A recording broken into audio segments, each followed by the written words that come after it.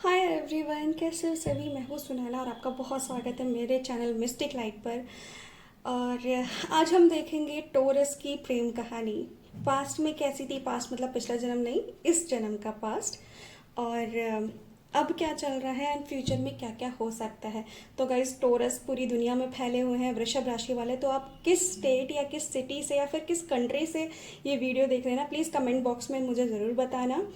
और comment box में ईश्वर को ग्रैटिट्यूड ज़रूर देना। आप जिस भी भगवान को मानते हैं, भगवान, अल्लाह, भाई, गुरु, गॉड, जिसको भी आप मानते हैं ना, उनका ग्रैटिट्यूड ज़रूर देना।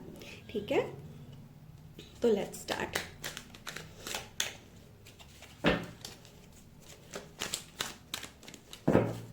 वैसे ये तो मानना पड़ेगा, टोरस ने ना बहुत कुछ झेला है, बहुत कुछ अपनी लाइफ में झेला है। देखो, मैंने बोला ही और कार्ड आया, eight of van,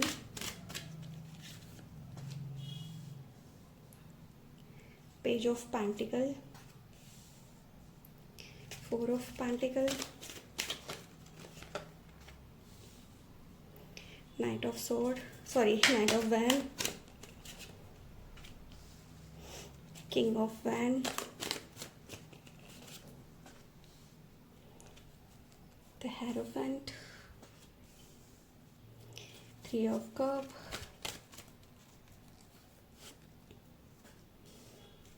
and four of cup. ये है आपका present. Knight of sword,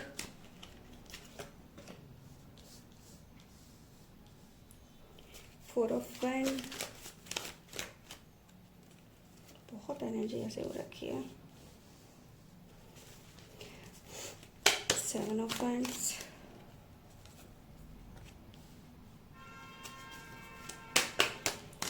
nine of pentacle, the emperor,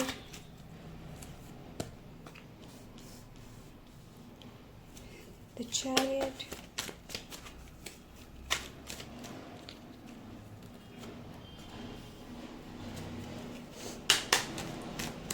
nine of sword, ace of pentacle. अब आते हैं आपके फ्यूचर की तरफ। द स्टार, आई होप आपको कार्ड्स दिख रहे होंगे। Three of pentacle, S of cup,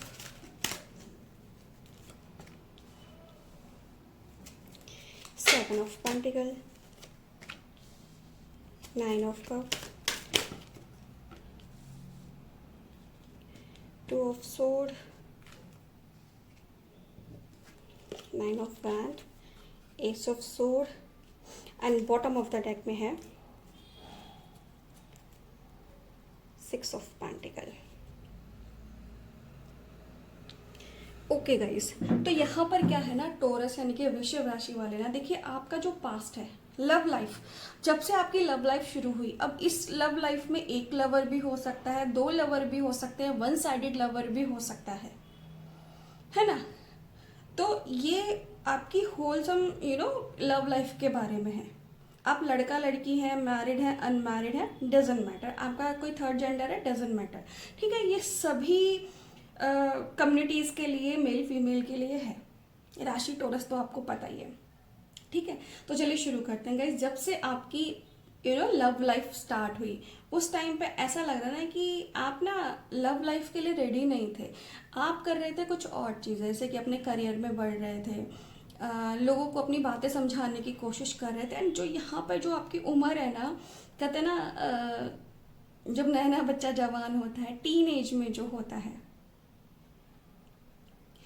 ना, बड़ा ही मासूम सा, प्यारा सा, यो थोड़ा सा इनमेच्योर है, ज़्यादा जानता नहीं है दुनियादारी के बारे में, कैसे अपने आप को रिप्रेजेंट करे। तो उस टाइम पे आप बड़े ज़्यादा ना एक कहते हैं ना, यंग, हैंडसम, इनोसेंट टाइप के इंसान थे। जब पहली बार आपको लगा कि यार ये पर्सन ना कुछ अलग है।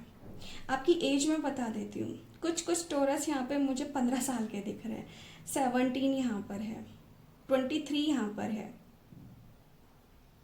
ओके, 27 और 28 के बीच की एज यहाँ पर है। मुझे ऐसा लग रहा है जो मेरे टोरस वाले हैं ना, उनको अर्ली एज में प्यार हुआ।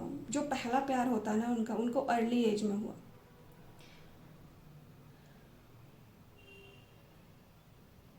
तो यहाँ पर क्या है ना गाइस, जब पास्ट में आपको प्यार हुआ ना, तो वहाँ पर आपकी जो रिस्पॉन्सिबिलिटी थी, प्रायोरिटीज थी ना, वो प्यार से हट के ना कहीं आपकी करियर, फैमिली, इस तरह से हो गई।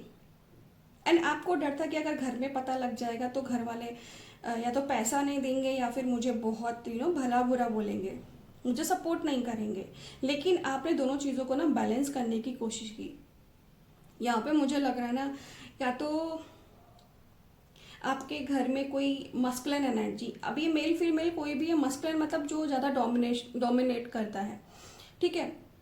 वो एनर्जी का आपकी लाइफ में बहुत इन्वॉल्वमेंट था उन दिनों जब आपका शुरू का प्यार चल रहा था।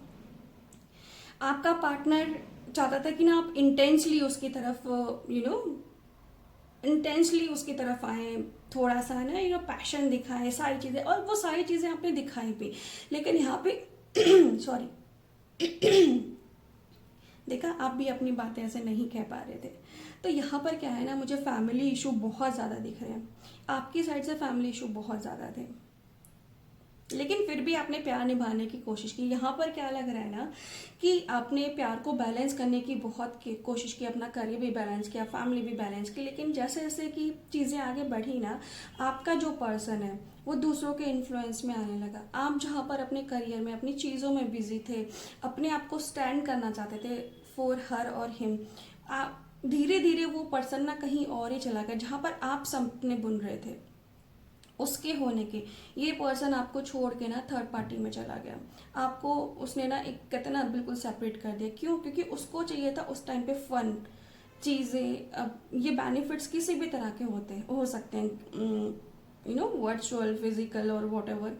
तो यहाँ पर क्या है ना, आपको बहुत उस टाइम पे दिल का टूटना भी आपको ज़्यादा ऐसा नहीं लगा। क्योंकि क्या हुआ ना, उस टाइम पे आप बिजी बहुत थे, आपके पास बहुत सारा वर्कलोड हो सकता है, बहुत सारी डिस्ट्रैक्शन लड़कियां लड़कियों की नहीं, डिस्ट्रैक्शन थी काम की, वर्कलोड, मेंटल लोड बहुत ज़्यादा था।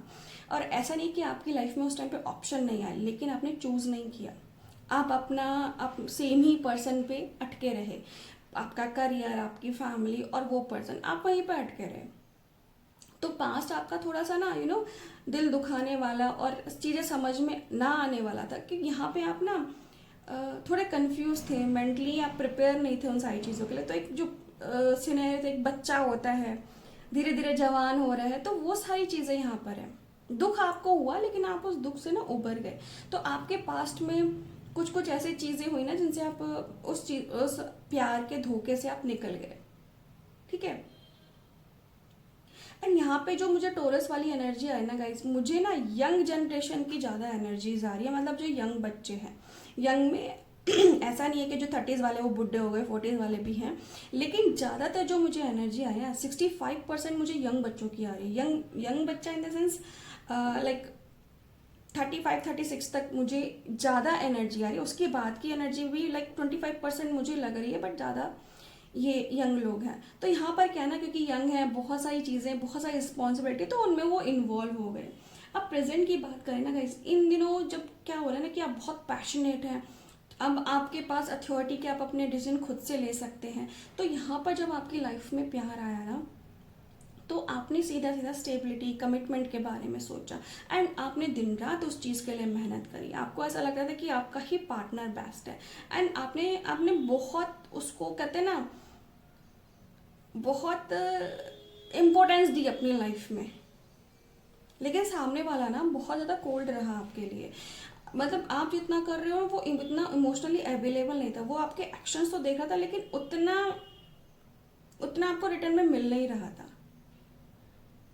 तो आपको ना दुख भी बहुत लग रहा है इन दिनों ना, कि भाई जितना मैं कर रहा हूँ उतना क्यों नहीं समझ में आ रहा। पर यहाँ पर क्या है ना, बहुत लोगों का पार्टनर लाइक इमोशनली कोल्ड है।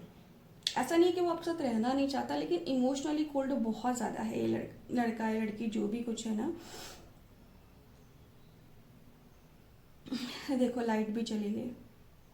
तो यहाँ पर क्या है ना, आप इन दिनों ना, मुझे कुछ लोग बहुत ज़्यादा सैड, बहुत ज़्यादा डिप्रेसिव दिख रहे हैं कि यार मैं कितना भी कर लूँ कम हो जाता है। लेकिन डिवाइन आपको बोल रहे हैं ना कि अभी आपके जो कार्मिक चैप्टर थे ना उनका मतलब बहुत हद तक आपने पूरे कर लिए हैं। तो यहाँ से आगे जो चीज़ है ना बहुत अच्छी है। एंड गाइस जैसे जैसे टाइम बीतेगा ना आपकी लव लाइफ बहुत एनहेंस होने वाली है, स्टेबल होने वाली है। कुछ लोग यहाँ पे कमिटमेंट में आएंगे, एंगेजमेंट हो सकती है, शादी की डेट फिक्स हो सकती है। या फिर जो सिंगल्स है ना इन दिनों उनकी लाइफ में कोई ऐसा पर्सन आ सकता है टोरस की लाइफ में जो स्टेबिलिटी लेके आएगा, जो डिवाइन का गिफ्ट होगा। ठीक है, अगर हम बात करें फ्यूचर की तो गाइस फ्यूचर में ना आपकी विश फुलफिलमेंट हो रही है। जैसे कि जैसा पार्टनर आप चाहते थे वो पार्टनर जो आपको सुने, वो पार्टनर जो आपको समझे as a human, emotionally level पे आपको समझे, तो वो चीज़ें फ्यूचर में मुझे होती हुई दिख रही है। तो ये करंट पार्टनर है जो चेंज हो रहा है आपके एफर्ट से, या फिर ये न्यू वन है। ये जो भी कोई इंसान आपके फ्यूचर में आपके साथ है ना as a lover, as a life partner, husband और वाइफ, क्योंकि प्यार प्यार की बात हो रही है, रिलेशनशिप की बात नहीं हो रही, लेकिन आगे जाके तो उससे शादी ही होनी है। ठीक है, तो यहाँ पर क्या है ना, ये जो पर्सन है धीरे धीरे आपके एफर्ट्स देखिए बदल रहा है। ये भी आपको वैसे ही प्यार, वैसे ही नर्चर, इमोशनल नर्चर ऑफर कर रहा है जैसा कि आप उसको देना चाहते हो।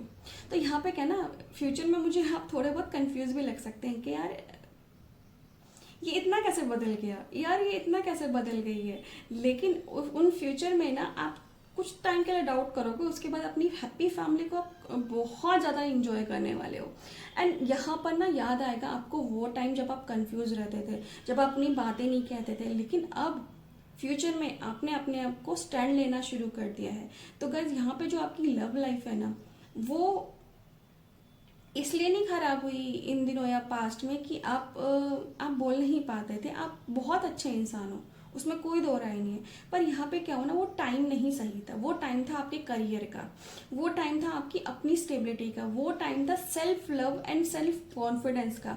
तो यहाँ पर जो चीज़ें हुई, यहाँ पर ना कहीं मुझे ऐसा लग रहा है कि वो एक लेसन था। जिनको भी धोखा मिला, जिनको भी बार बार धोखा मिला प्यार में, उनके लिए वो लाइफ लेसन था। यूनिवर्स आपको सिखाना चाहते थे कि आप पहले खुद से तो सेल्फ लव में हो, आप पहले खुद के लिए तो चीज़ें करो। आप पहले जो कुछ अपने पार्टनर के लिए अचीव करना चाहते हैं पहले खुद के लिए अचीव करो। इसीलिए आपकी लाइफ से बार बार प्यार को निकाल कर भगवान ने आपको सिचुएशन में डाला जहाँ पे आप हार्ड वर्क करो, because you are the soul. जैसा मुझे दिख रहा है, you meant to be a king, you meant to be a queen. वो क्वीन जो पहले सब कुछ अपने लिए करती है फिर बाद में दूसरों के लिए करती है। इसको सेल्फिशनेस नहीं बोलते हैं, इसको सेल्फ लव बोलते हैं। तो यहाँ पे जो आपकी लव लाइफ है ना वो मुझे एक दंड से ज्यादा ना एक लेसन दिख रही है। पनिशमेंट नहीं दिख रही है, एक लेसन दिख रही है आपको इमोशनली मेच्योर बनाने के लिए, फाइनेंशियली सिक्योर बनाने के लिए। तो अगर आप अभी भी इमोशनली फाइनेंशियली स्ट्रगल कर रहे हैं, दैट मीन्स आपके लाइफ में जो ट्रू लव है, चाहे वो एग्जिस्टिंग पर्सन या न्यू पर्सन, वो तब तक नहीं स्टेबल होगा जब तक आप सेल्फ लव में नहीं आएंगे। आप अपनी खुद की वैल्यू करना नहीं सीखेंगे, तब तक लव आने का भूल जाओ, है ना। जब तक हम खुद को प्यार नहीं करेंगे, खुद को प्रायोरिटी नहीं देंगे, खुद को इम्पोर्टेंस नहीं देंगे, दूसरा हमें कैसे दे देगा।